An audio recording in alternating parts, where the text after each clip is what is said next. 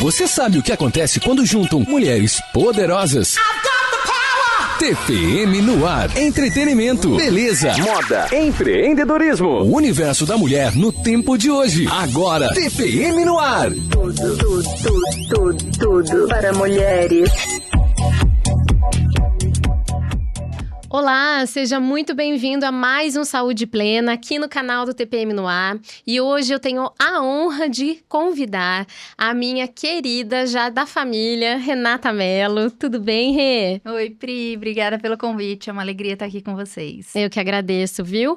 Mas antes disso, pessoal, junho, mês do Dia dos Namorados, na verdade, dia 12 de junho, e eu quero mostrar para vocês o que nós temos lá na clínica para você montar um kit de presente muito legal, tanto para o seu namorado, para sua namorada. Nós fizemos um creminho, nós fizemos um home spray, todos orgânicos, sem nenhum tipo de toxina, com um cheirinho específico da clínica, que tem um aroma que vai remeter dentro do nosso subconsciente acolhimento, prazer, sensação de bem-estar. E nós também temos maquiagens, a gente sempre coloca um mimozinho para você com os sachês de coisas de suplementação. Se você quiser conhecer um pouquinho mais da saúde integrativa, nós temos o livro também, e tudo isso vem nessa caixinha, ó, linda, que a gente mandou fazer especialmente para esse mês, para você dar de presente para quem você ama, tá bom? E aí, olha só que legal. Nós fizemos personalizado um cartãozinho, olha que lindo, gente. E esse cartãozinho você pode escrever uma sugestão de um presente, como uma consulta de endócrino, uma consulta de dermato. Então fica aí a sugestão para esse mês do Dia dos Namorados, tá bom? Bom, quem quiser saber mais, a gente tem inclusive aqui na tela, ó. Tô colocando aqui do ladinho pro Eudes maravilhoso, colocar o QR Code para você entrar em contato no WhatsApp da clínica. Bom, pessoal, então agora a gente vai começar, de fato, o nosso podcast, né, Rê? Foi um prazer você aí na sua jornada de autoconhecimento, na sua jornada dentro da psique humana, né, das emoções. Então, conta um pouquinho pro pessoal como que você trabalha. Bom, acho que tive aí, como você falou, uma longa jornada, né? Mas hoje eu trabalho principalmente com famílias, com mulheres, e tenho uma formação profissional para psicólogos e terapeutas na linha da psicologia integrativa. Então, meu objetivo é a gente olhar para o ser humano para além das dificuldades ou dos sofrimentos e enxergar onde é que está o lado bom, onde é que está o sorriso dentro de cada um e como é que a gente faz isso aflorar para que as pessoas vivam com bem-estar, né? Eu acho que hoje em dia muita gente está sofrendo e a referência das pessoas é muito baixa no quesito bem-estar. A gente, muitas das vezes, pode viver muito melhor do que a gente sequer imagina. Então, acho que esse é o meu propósito aqui com as pessoas. Que legal, parabéns, Rê, por você estar se descobrindo e levando essa descoberta em método, né? Para as pessoas também se descobrirem e melhorar a qualidade de vida mental e emocional delas. Isso tem tudo a ver, na verdade, com o que eu faço, né? Também dentro da endocrinologia. Por que trazer uma estudante de psicologia, mas já uma terapeuta emocional, que trabalha com as emoções, com essa... até mesmo, eu diria, você é uma orientadora, uma mentora mesmo, né? Você também trabalha com a mentoria. Dessas pessoas que precisam saber, olha, como que eu atuo nesses casos? Como que eu faço? Será que eu tenho algum cognitivo alterado? Porque ninguém me entende, eu já passei por várias psicólogas. Então, a gente traz o conceito da psicologia integrativa. Você podia falar um pouquinho pra gente sobre isso? Posso sim, Pri. Isso faz parte dos estudos que eu venho desenvolvendo há muitos anos, né? Eu tô nessa linha de psicologia há 15 anos. E a ideia da psicologia integrativa é uma coisa que eu falo muito na mentoria. Escuta-se pouco, mas daqui a uns anos a gente vai escutar muito. E se a gente for olhar o caminho da psicologia, é como o caminho da medicina, né? O ser humano, ele não é departamentalizável. Então, a gente precisa olhar e entender o ser humano como um todo. Como alguém que é corpo, que é mente, que é emoção, que é espírito.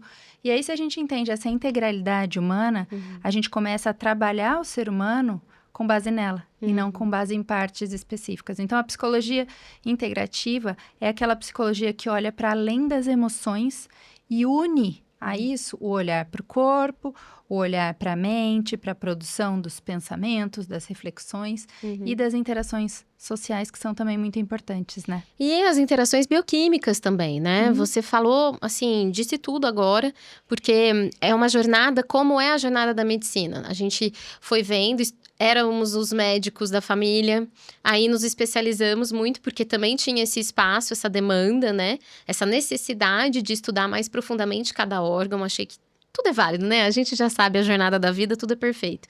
Mas logo depois a gente percebeu, ficou especialista demais. Aí a gente tentou resgatar esse médico que olha para o todo. E a mesma coisa é com a psique. A gente não tem um departamento específico, ela precisa envolver e não somente as emoções, mas o corpo biológico também. E eu sinto muito isso quando você me encaminha os seus pacientes, né? Até mesmo na discussão que a gente faz desses casos, você coloca muito, Pri, olha, eu estudei isso, tarará, eu acho que ela tem essa alteração hormonal, confirma pra mim, vê se é isso mesmo, vê se tem mais alguma coisa. Então, eu acredito muito que essa psicologia integrativa e a medicina, talvez seja até uma matéria, vamos dizer assim, né, do estudo do acadêmico médico, futuramente, de saber sobre psicologia integrativa.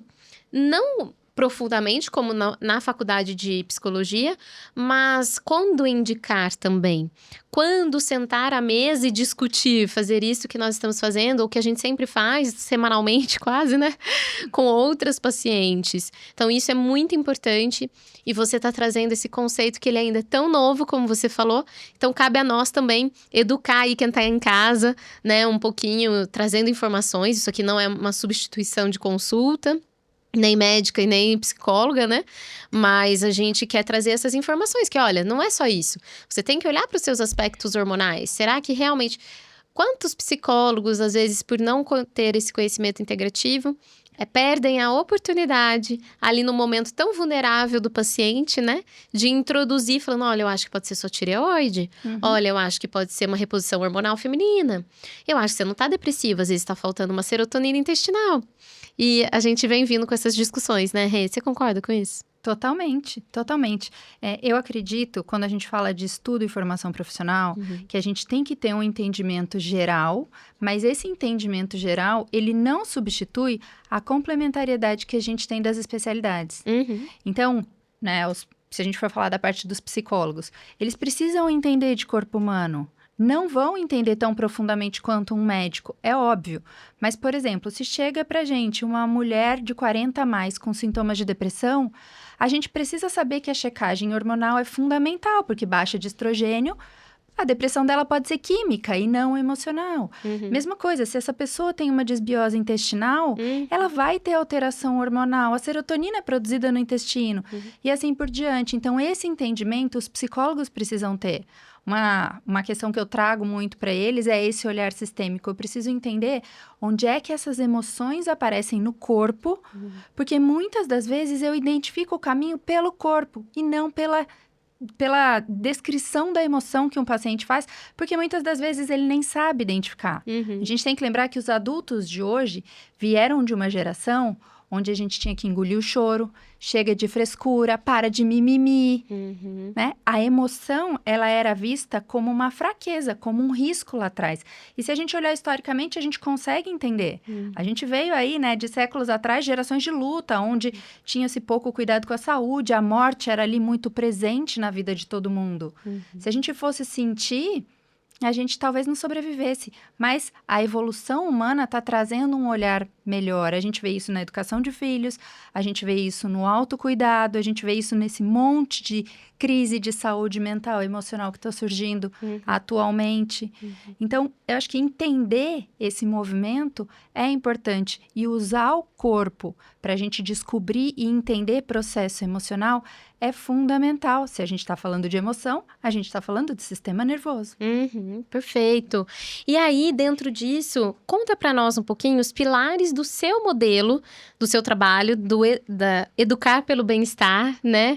E pelo seu livro também, ó, pessoal, quem quiser. Eu comprei na Amazon, inclusive. Então, fica aí à disposição para vocês conhecerem um pouquinho do livro da Renata. Conta para nós, Rê, um pouquinho do livro. Bom, vou te contar um pouquinho da jornada da Educação pelo Bem-Estar, então. Sim. Eu estudo desenvolvimento humano e relações interpessoais há muito tempo, né? E na pandemia eu mudei com a minha família para Portugal e lá eu tive que me reinventar. Aqui eu trabalhava muito com escolas, com formação de profissionais e quando eu fui para lá, eu falei, vamos para um recomeço. Legal. E eu comecei a atender famílias, principalmente nessa linha de orientação parental. Eu fiz algumas certificações lá e comecei a atender e quando eu comecei eu senti muita lacuna. Então, eu fui estudando e fui juntando saberes de diferentes áreas, da área da educação, da neurociência, da psicologia, da área da saúde, coaching, parentalidade consciente, enfim. E eu montei um modelo que se chamava Educação pelo Bem-Estar.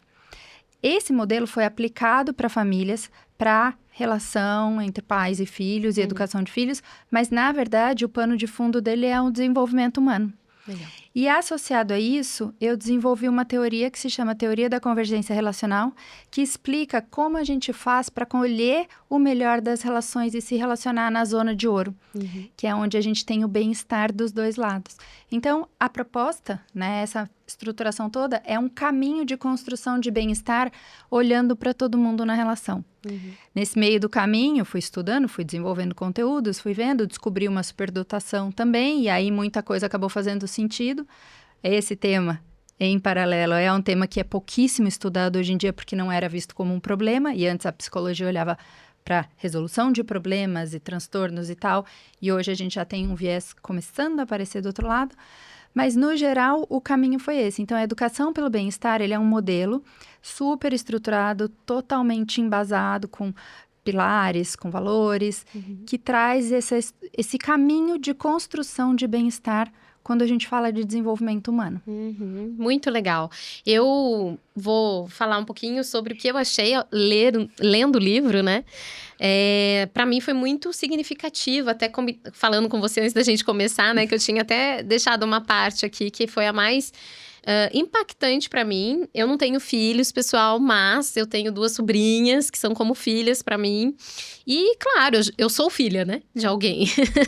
Então, trazer essa leitura com um olhar de autodesenvolvimento, né? Porque já na capa, a arte de educar pelo bem-estar. Então, um guia de habilidades para pais e educadores, né? Que buscam uma educação consciente. Isso faz muito sentido dentro de uma medicina que trabalha de forma integral.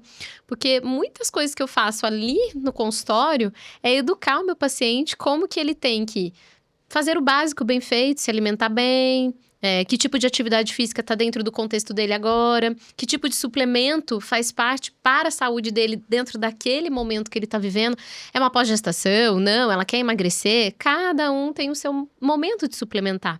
Então, requer muita educação, né? E educar com consciência, eu percebi que eu tenho que me curar das minhas fraturas emocionais. Então, assim, você que tá assistindo a gente aí em casa, você pensa que educar, isso não tem nada a ver comigo porque eu não tenho filho. E eu digo muito pelo contrário. Na verdade, nós estamos o tempo inteiro tentando passar um conhecimento, né? Seja o nosso próprio, e aí você monetiza isso, seja educando mesmo seus filhos, seja dentro do ambiente de trabalho, que você tem colaboradores e você precisa implementar a sua metodologia de trabalho, fazer o engajamento da equipe toda. Então, esse livro, ele me ajudou a entrar em contato com as minhas fraturas emocionais e me ajudou até mesmo ter um guia, sabe? De camadas do meu inconsciente que eu ainda não tinha despertado, sabe? E eu quero ler essa parte, eu sei que eu vou tirar fora de um contexto, né? Mas nessa área aqui, nessa parte, você fala sobre na dor.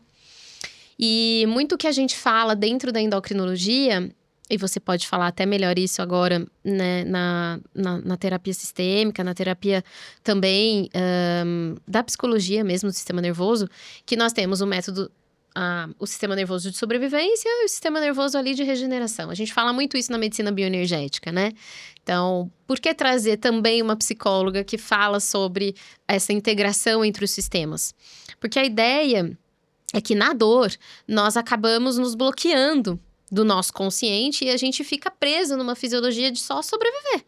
Só sobreviver e, por mais que o cognitivo daí, que você fica ali na terapia tentando passar para ele, ele não vai entender, porque a fisiologia dele tá presa ali em sobrevivência. Então, por mais que você mostre todos os caminhos positivos, eles não vão entender naquela forma. Então, você precisa acessar mecanismos inconscientes, trazer ele resgatando esse despertar. Tá fazendo sentido? É isso mesmo, Rê? Aí tem duas coisas que eu acho que são super importantes a gente falar, Pri. Primeira delas é assim, o terapeuta, o psicólogo, ele precisa saber ler o funcionamento do sistema nervoso daquela pessoa que chegou para ele. Isso é uma coisa que a gente pode fazer. E ele precisa saber explicar o que acontece com esse sistema para a pessoa. Por quê? Porque essa pessoa faz o que faz por algum motivo. Ela tem necessidades, ela tem mecanismos de defesa, e isso não é uma coisa que cai de repente. Tudo tem um histórico, tudo tem uma lógica por trás, né? A psicologia, ela é muito subjetiva, mas ela também é lógica. Então, eu vou te explicar aqui mais ou menos como eu explico para as pessoas que eu atendo, para a gente entender. Por favor. Por que a gente faz o que a gente faz? Funciona assim. Eu vivo uma experiência e internalizo essa experiência através dos meus sentidos. Olhos, ouvidos, olfato, tato, enfim. Internalizei e essa experiência ela é processada dentro do meu cérebro numa área emocional. E o meu cérebro vai buscar referências na minha memória para avaliar essa situação. Porque o objetivo principal da nossa caixa de comandos é garantir a nossa sobrevivência. Então, eu internalizei lá risco ou segurança. Se ele entende como segurança, ele relaxa. Tranquilo, ele relaxa, tá tudo certo. E aí ele funciona, tudo funciona equilibrado dentro de mim. Meu sistema nervoso tá suave.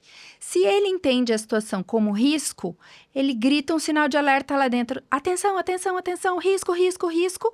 E aí ele vai para o nosso modo automático. Então, quando eu subo na minha curva de intensidade emocional, eu vou para o meu padrão. E aí eu não faço o que eu conscientemente quero fazer. Eu faço o que o meu modo automático define. E o meu modo automático vem do padrão vivido que eu tive. É por isso que, por exemplo, mães gritam com filhos sem querer gritar. É por isso que adultos brigam no trânsito e depois olham e falam assim, meu Deus, o que foi que eu fiz? É por isso que comem sem querer comer. Nossa, mas eu já tinha ido na nutricionista. Eu fui em todas as nutricionistas. Mas, menina, na hora que me dá aquele nervoso, eu como de novo. Ou eu paro de ir na academia. Então, são esses padrões. Exatamente. O que é o comer emocional? Ele é uma anestesia emocional. O que eu tô anestesiando? O que está por trás desse comer? Então, a primeira coisa que eu preciso ver é como é que está o sistema nervoso dessa pessoa. E a gente consegue perceber como? Via corpo. Então, respiração encurtada, batimento cardíaco acelerado, sudorese nas mãos, pupila dilatada, movimentos mais agitados. Tudo isso é sinal de sistema nervoso superativado. Se eu tô me preparando para uma corrida, para uma competição e tal, o contexto fecha, ok? Faz parte. Nem sempre o sistema nervoso superativado é ruim. Mas dependendo da situação, se eu tô aqui conversando com você agora, o ambiente todo tá tranquilo e você tá ali, tem alguma coisa desregulada aí dentro. E esse sistema nervoso vai desregular o quê? Toda a minha produção hormonal e as informações que vão chegar para o meu corpo são informações de tensão, de aceleração. E se isso for muito constante, a gente tem danos para o corpo. Perfeito. É isso aí. E eu vejo isso todos os dias, né, no meu consultório. Eu faço essa explicação de diversas formas, desenhando. Meus pacientes sabem que eu desenho muito, né? Adoro. E é muita coisa que a gente fala. Então, esse momento aqui do seu livro, eu acho que ele é tão bonito que vale a pena ser compartilhado, tá? Então, aqui você fala que durante a dor, você coloca aqui fases tá dentro do contexto de pais e filhos aqui, né? E você tá falando assim, para o pai, né? Ou educador. Não tenha medo, não se culpe, não se cobre. Logo em seguida, a próxima caixinha. Você não precisa ser perfeito. A próxima caixinha. Você precisa ter coragem para conhecer a sua humanidade. E a próxima caixinha, por quê? Porque, para se conectar com seu filho, você precisa antes se conectar com você mesmo. Afinal, aí vem a caixinha da conclusão. Seu filho não se conecta com a sua perfeição. Ele se conecta com a sua humanidade e aprende com ela. E se forma a partir dela. E eu achei isso muito bonito, porque eu vim, né, de uma família muito, graças a Deus, muito boa, muito amorosa, né?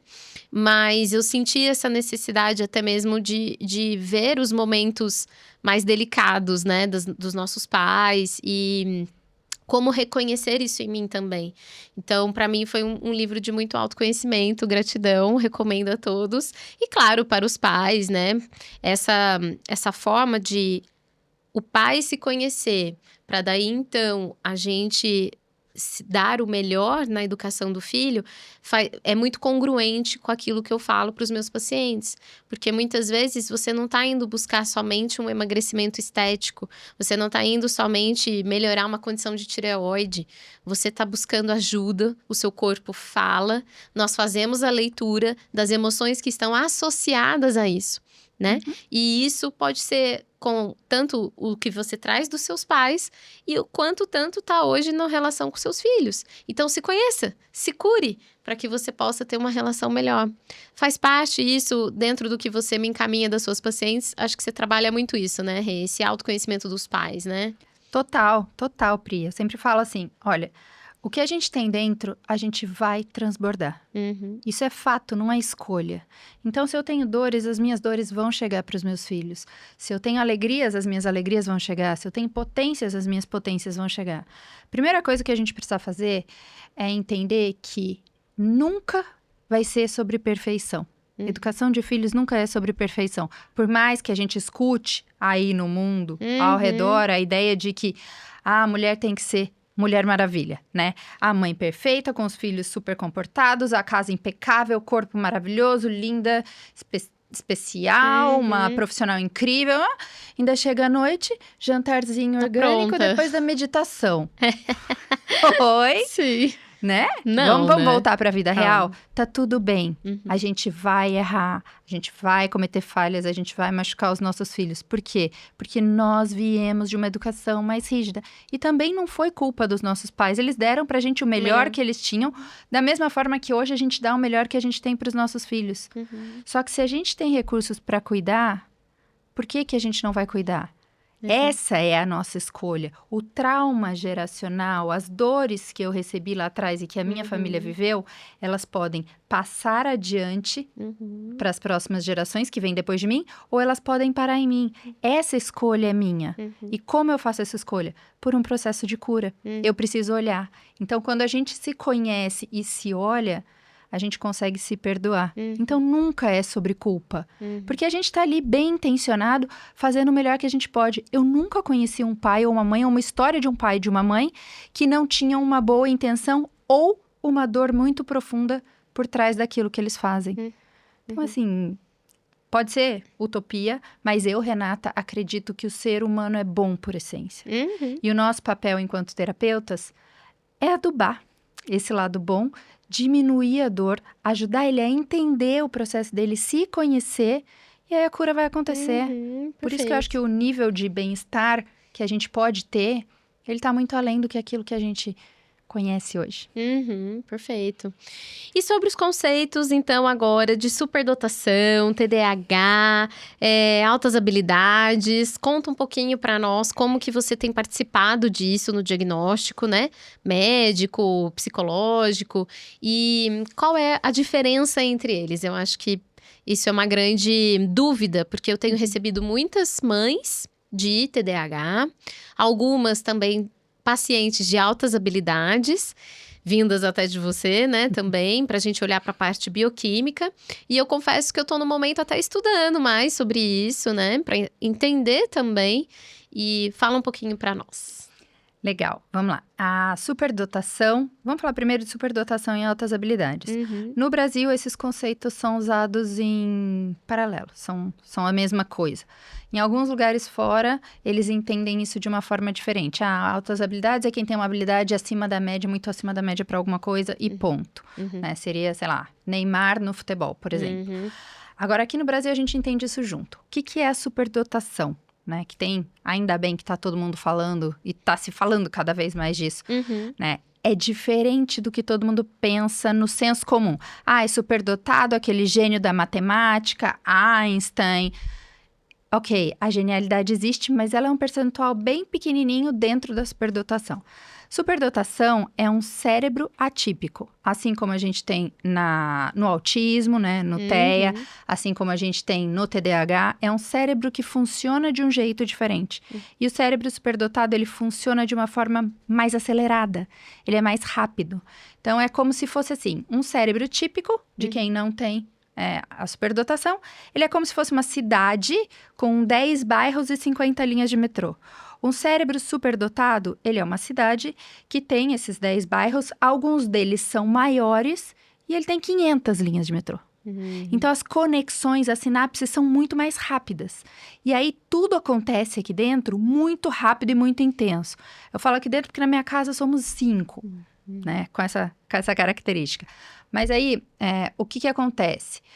O que é a superdotação? Como é que a gente percebe? Ela é uma conexão de 3 grandes anéis, é a teoria do Renzulli, que é uma das mais ditas hoje. Você tem uma inteligência acima da média, um QI mais alto.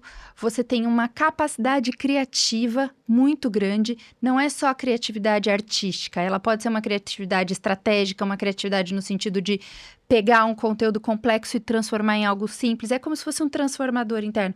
Eu pego uma coisa, entendo, decodifico e transformo numa coisa super prática, super diferente, super aplicável e tal. E existe ali uma persistência, uma continuidade. A gente não desiste, vai. E os receptores, a capacidade de perceber os sinais, de ver as coisas acontecendo, as sensibilidades, elas são mais apuradas. Porque a gente tem 500 linhas de metrô. Então, as captações são muito, muito densas.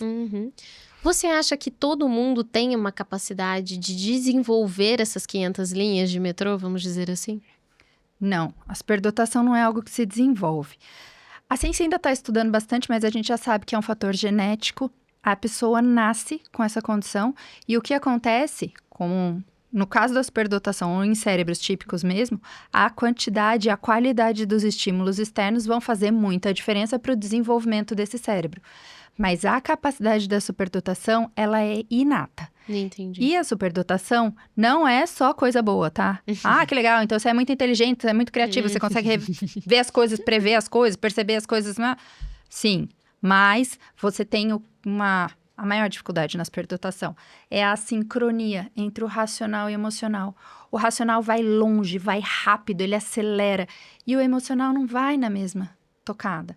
Só que tudo que acontece aqui dentro é muito rápido. Então, por exemplo, um pico emocional, ele é muito rápido. A variação, ela sobe muito rápido. Então, um pico emocional de um cérebro típico sobe como se fosse um avião. De um superdotado, sobe como se fosse um foguete. Puf, explodiu. Aí você pega uma criança superdotada, ela causa do nada, de repente. A regulação é muito mais difícil, né? E é esse o convite que a gente quer fazer para quem tá nos assistindo. Falando, às vezes o seu problema de relacionamento, você como indivíduo, é porque você pensa muito rápido. Eu recebo muito essas pessoas, né? Enfim, acaba atraindo também pessoas que têm altas habilidades, que ele começa fazendo, eles se juntam, né? Eles começam meu relacionamento, meu marido não para de falar. Ai, meu filho, ele tem TDAH, ele tem déficit de atenção, ele não para quieto. E, na verdade, hoje, com esse conceito que você foi me introduzindo, eu comecei a prestar mais atenção, porque essas pessoas também são assim.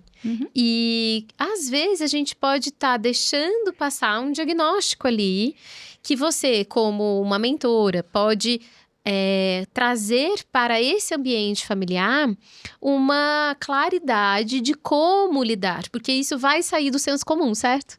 Claro. Isso vai sair daquele padrão de educação, daquele padrão de estudo escolar. Então, isso é muito importante vocês terem de conhecimento, porque fica uma dica que, às vezes, estão medicando coisas que não precisam de medicação. A gente tem que mudar a estratégia de socialização. Nós temos que mudar a estratégia de educar. Nós temos que nos conhecer até como adultos. Eu recebi outro dia um homem, olha só que legal. Era um gerente de uma empresa em São Paulo, super bem, né, posicionado. E ele passou uma vida com um diagnóstico de autismo. Aí, hoje, ele foi diagnosticado com superdotação, saiu o diagnóstico de autismo, ele mudou, ele tomava várias medicações. Aí, o médico lá, que acompanhava ele, mudou e pediu para ele procurar um endócrino para tratar intestino e a relação com os hormônios tiroidianos, com os hormônios. Eu falei, meu Deus, eu quero o contato dessa pessoa, porque eu preciso estudar sobre isso.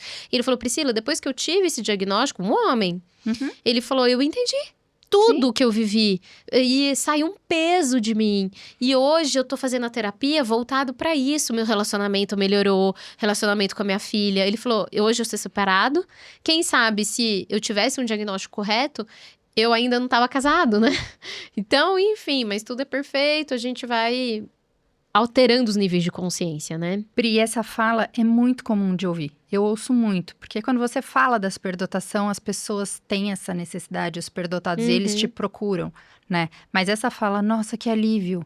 Então eu não sou um ET, então eu não sou um monstro. Sim. Isso aparece com muita frequência, porque é difícil você se sentir pertencente na condição. E olha um erro clássico que as pessoas cometem. Um superdotado dentro da sala de aula que desconecta e não presta atenção, facilmente ele é taxado de TDAH. Só que o TDAH, ele tem dificuldade de prestar atenção. E o superdotado, por que ele não presta atenção? É tédio. Quer saber se é um TDAH? A pergunta clássica. É falta de atenção. Você perdeu a concentração ou você desconectou porque estava chato? Eu desconectei porque estava chato. Eu já sabia tudo que o professor estava falando. Aí você fala, cadê o TDAH? Cara, 90% dos laudos que chegam para mim de TDAH, a gente derruba. E tem um monte de gente que chega para mim com características claras de superdotação. A gente mapeia numa conversa. Eu falo, ó, pode laudar, porque é fato. E aí você começa a entender um monte de coisa, porque existe uma sensibilidade maior, né? Então pode ser uma sensibilidade auditiva, visual, sinestésica, pode ser uma sensibilidade a espaços muito cheios, porque é muita informação, a captação é muito densa. Então a gente precisa entender que essa criança ou esse adulto funcionam de forma diferente e eles não são um problema. Eles só têm um funcionamento de mais ou menos 5% da população. É muito comum você ver um superdotado achando, por exemplo, que todo mundo é muito devagar, não é possível, ou tão fazendo piada de mim. Como que não entendeu isso? 2 palavras clássicas da superdotação. Óbvio. É óbvio, é claro, é evidente. Você tá rindo, né? É, porque você já tinha me falado, mas são coisas muito marcantes mesmo. A gente, e assim, eu acho que requer uma responsabilidade sua, como para laudar, e também do diagnóstico de quem recebe. Porque se inserir nessa sociedade e entender que você vai receber muitas críticas. E essas críticas são assim, para de trabalhar, você pensa em muita coisa, isso tá muito acelerado, você é muito acelerado. E são coisas assim, são adjetivos que começam a gerar culpa, começam a gerar, meu Deus, então eu preciso parar, então eu preciso relaxar, então eu preciso isso. E na verdade é só uma forma de, não, você precisa se conhecer para, né, trazer também misericórdia para os seus sentimentos e para os sentimentos das outras pessoas. E realmente, às vezes você precisa relaxar mesmo. Precisa entrar em contato com as suas emoções, né? Colocar um pezinho no freio, mas não entender que isso é negativo. Né? E aí, eu tenho muitas pessoas tomando remédio antidepressivo, ansiolíticos, que eu falo, mas meu Deus, não é isso. Tá tudo bem você ter esse raciocínio, isso é legal, isso é bom. Ah, mas eu vou atropelar as pessoas. Não, é porque não tá dosado. Você não se conhece o suficiente, você não tá mentorado, né? Vamos dizer assim. E outra coisa, existem suplementos para nos ajudar. Né? Então, a gente pode lançar mão de vários aminoácidos, a gente pode sim utilizar minerais, o magnésio ajuda muito, 5-HTP, né? O triptofano ajuda muito. B12, B6. B12, nossa, totalmente. Então, assim, realmente eu acho que esse trabalho em conjunto, ele pode ajudar, ainda mais no mundo de hoje, imagina. Fala um pouquinho, o superdotado, né? O altas habilidades, ele... No mundo hoje, em que tem muita exposição, imagina, vai ficar mais ainda. Sim. Né? Ó, um exemplo claro que apareceu esses dias aí na mídia, que evidencia o sofrimento na superdotação é aquele cara, o Whindersson Nunes. Nunes. Isso, que vira e mexe, tinha sintomas de depressão, Sim. teve uma série de complicações na vida e tal. Não. Ele acabou de se declarar como superdotado. Laudaram agora. Se você tem um senso de justiça muito gritante, se muitas das vezes aparece na cabeça, é óbvio. Se a experiência de tédio aparece com frequência, e se você sente que dentro de você a sua cabeça tá cheia de pensamentos, voa rápido o tempo inteiro, procura um profissional para te ajudar a perceber se existe uma superdotação aí ou não. E aí, se for o caso, vai fazer um laudo. Mas a gente precisa entender que laudo não é rótulo. O laudo não define uma pessoa. Laudo é um ponto de partida para um processo de autoconhecimento. Nossa, muito obrigada por trazer isso. A Perfeito. gente é mais do que o laudo. O laudo conta um pouquinho sobre como nós funcionamos. Depois, o que a gente vai fazer com tudo isso é escolha nossa. E aí, se a gente escolhe construir bem-estar, a gente começa a cuidar e começa a viver uma experiência muito legal. E normal, né? E faz isso como um benefício para você, para as outras pessoas. Então, é fantástico. Rê, nosso tempo estourou, meu Deus, ainda tinha várias coisas, mas tudo bem. E aí, eu quero te agradecer demais, tá? Pela sua presença. Falando em procurar um profissional, onde as pessoas te encontram? Rê, conta suas redes, enfim. O lugar mais fácil para me achar é no Instagram, renatamelo.a. Lá tem todas as informações sobre o livro, sobre as orientações que eu faço, sobre a mentoria profissional. Tem também o site www.educaçãopelobemestar.com.br. E acho que é por aí. Seguimos nesse caminho. O seu Instagram é qual? renatamelo.a. Isso que a gente queria deixar claro aqui pro pessoal. Tá bom, Rê, muito obrigada. Obrigada a você pela sua audiência. Olha só quanto conhecimento rico nós temos aqui, aprendendo mais sobre superdotação, altas habilidades, educar pelo bem-estar. Então, tudo isso faz parte de uma medicina que trabalha de forma integral. Muito obrigada. Semana que vem tem mais. Tchau, tchau. Boa noite.